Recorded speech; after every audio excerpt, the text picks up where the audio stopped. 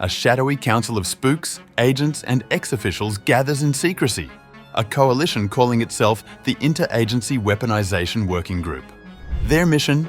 Track, scrutinize, and retaliate against those Trump calls the deep state.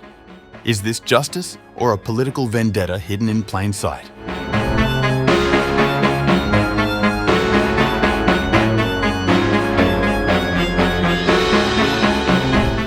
Deep inside the federal government, a secret coalition is quietly assembling.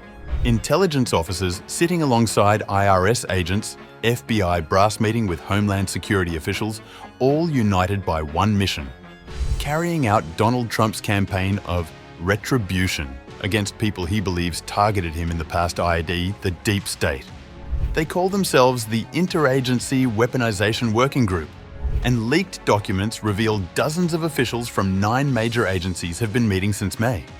We're talking the CIA, Justice Department, FBI, even the FCC, coordinating what might be the most systematic political vendetta operation in modern American history.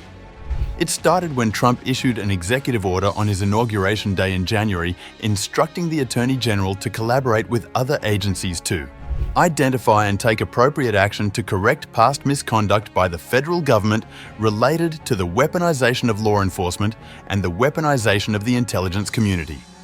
Attorney General Pam Bondi and Director of National Intelligence Tulsi Gabbard subsequently announced internal groups within their respective agencies aimed at rooting out officials accused of misusing government power against Trump.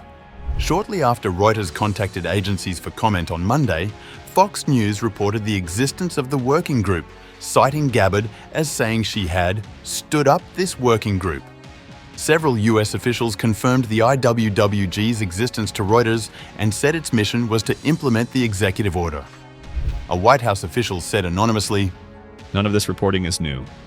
RDNE spokeswoman Olivia Coleman stated, Americans deserve a government committed to de-weaponizing, depoliticizing, and ensuring that power is never again turned against the people it's meant to serve. Interagency working groups in Washington typically shape administration policy and coordinate joint actions, suggesting this initiative may be broader and more systematic than earlier believed. But Trump and his allies use the term weaponization to refer to their unproven claims that previous administrations misused federal power to target him during his impeachments, criminal prosecutions, and the Russia investigation. A source told Reuters, The IWWG's mission was basically to go after the deep state. Reuters could not determine whether the group has acted on its plans or Trump's direct involvement. However, according to the source, figures discussed by the group included former FBI Director James Comey, Anthony Fauci, Trump's former COVID-19 advisor, and senior US military commanders involved in implementing vaccine mandates. The discussions reportedly extended to Hunter Biden, son of President Joe Biden. A senior ODNI official denied any targeting, saying the group was only examining available facts and evidence about alleged prior misuse of government authority. Lawyers for Comey and Hunter Biden did not respond to requests for comment. Fauci also offered no immediate response to Reuters. Reuters reviewed over 20 government records and identified 39 individuals involved in the IWWG. 5 documents directly referenced the interagency group, while others pertained to Bondi's DOJ Weaponization Working Group and a smaller subset focusing on the January 6, 2021 Capitol riot. An important figure within the group is Justice Department Attorney Ed Martin, who previously failed to secure Senate confirmation as U.S. Attorney for Washington over concerns about his support for January 6th rioters. Martin, who also oversees Bondi's DOJ group, serves as the department's pardon attorney. He did not respond to requests for comment. Others involved include opponents of vaccine mandates and proponents of Trump's false election fraud claims, according to Reuters' review of social media and public statements. It remains unclear whether the IWWG has the authority to direct agencies or is purely advisory.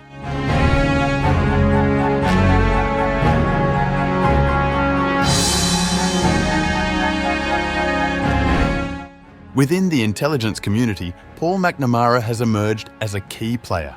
He's a retired Marine who now works as an aide to Gabbard, and sources say he's a leading figure in the Interagency Weaponization Working Group.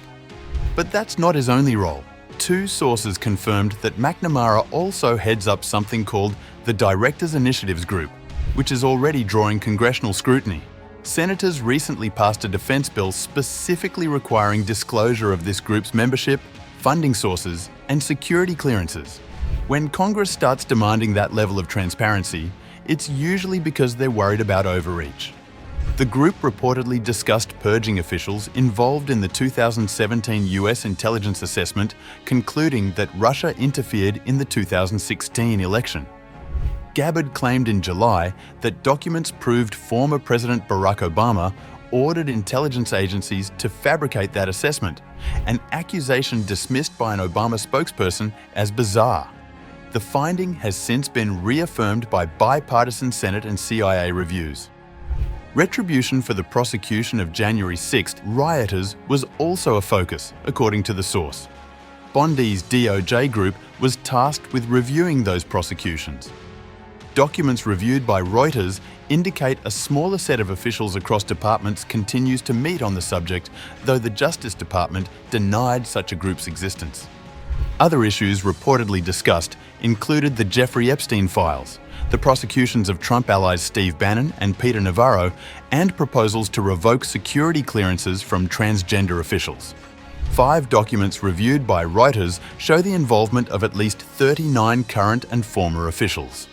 In one document, ODNI official Carolyn Rocco expressed hopes that participants could understand current implications of past weaponization. The source identified Rocco as one of 2 former US Air Force officers working for Gabbard who have opposed COVID-19 vaccine mandates.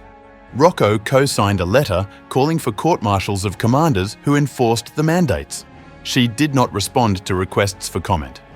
Among others listed in IWWG-related documents is Andrew McCoy Mac Warner, former West Virginia Secretary of State and now a DOJ attorney.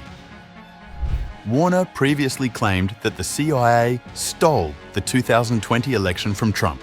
He did not respond to comment requests. At least 4 White House officials, an aide to Vice President J.D. Vance, and 7 Justice Department staff members, including former FBI agent Jared Wise, who was prosecuted for joining the January 6th assault and now works under Bondi, were also listed. 2 CIA officers were also named, though Reuters could not confirm their roles. The CIA, legally barred from operating inside the US or against Americans, did not comment.